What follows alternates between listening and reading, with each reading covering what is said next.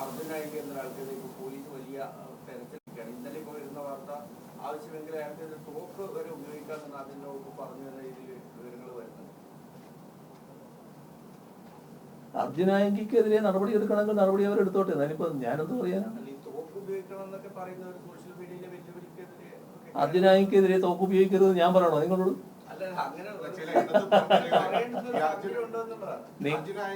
അർജുനായിക്കിനെ ന്യായീകരിക്കേണ്ട ആവശ്യമൊന്നും എനിക്ക് എന്നെ സംബന്ധിച്ചിടത്തോളം അയാൾക്കെതിരെ നടപടി എടുക്കണമെങ്കിൽ നടപടി എടുത്തോട്ടെ. അതിന് യാതൊരു തടസ്സവും ഞങ്ങൾക്കില്ല. ഞാൻ കണ്ടിട്ടില്ല. ഞാൻ കണ്ടിട്ടില്ല. ഈ വന്ദേ മാതരം മുഴുവനായി സ്വാതന്ത്ര്യ ദിനത്തിൽ ആലപിക്കണം എന്നുള്ള ഒരു ഉത്തരവ് ഇറങ്ങിയിട്ടുണ്ട്. പൊതുവെ നേരത്തെ ഒരു വിവാദമായിരുന്നു. വീണ്ടും അത് മുഴുവനായി ആലപിക്കണം എന്നുള്ള സർക്കാർ ഉത്തരവാണ് വരുന്നത്. എന്താണ് അങ്ങനത്തെ തുടർച്ചയായി ഉണ്ടാവുന്നതാണ്? വന്ദേ മാതരത്തിന്റെ കാര്യത്തില് നമ്മുടെ രാജ്യം പൊതുവെ അംഗീകരിച്ചൊരു കാര്യമുണ്ട്. അതായത് വന്ദേ മാതരം എന്ന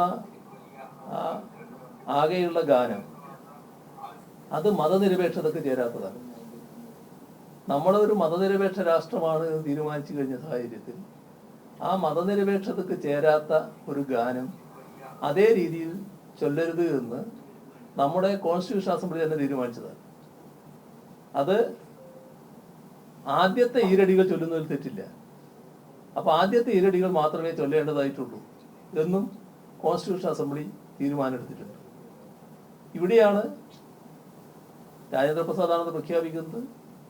ഇതായിരുന്നു പണ്ഡിറ്റ് ജവഹർലാൽ നെഹ്റുവിന്റെ അടക്കം നയം.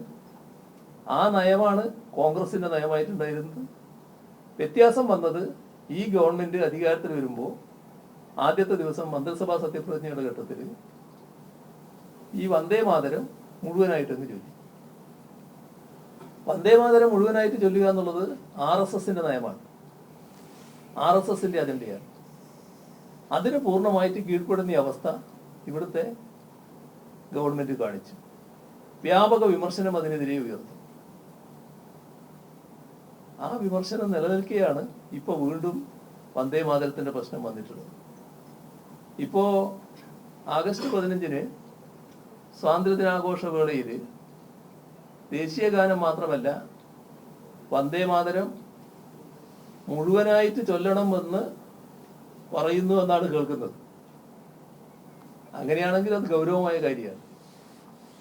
അത് RSS നയമാണ്, നമ്മുടെ രാജ്യം അംഗീകരിച്ചതല്ല.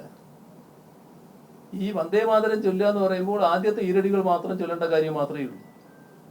അപ്പോ എത്ര കണ്ട് RSS അജണ്ടക്ക് കീഴ്പ്പെടുന്നു എന്നുള്ളതാണ് ഈ വന്ദേ മാതരം സത്യപ്രതിജ്ഞാ വേള തൊട്ട് ഇതുവരെയുള്ള കാര്യങ്ങളിൽ കാണാൻ നമുക്ക് കഴിയുന്നത്. ഇപ്പൊ ചെയ്യേണ്ടത് അടിയന്തരമായി ഈ കാര്യം തിരുത്താൻ തയ്യാറാവണം.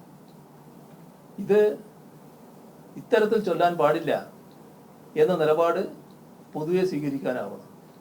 ആദ്യത്തെ ഈരടി മാത്രം ചൊല്ലുക, ബാക്കി ദേശീയ ഗാനം ആലപിക്കുന്ന നിലയുണ്ടാകും. ഇതാണ് ആവശ്യമായിട്ടുള്ളത്.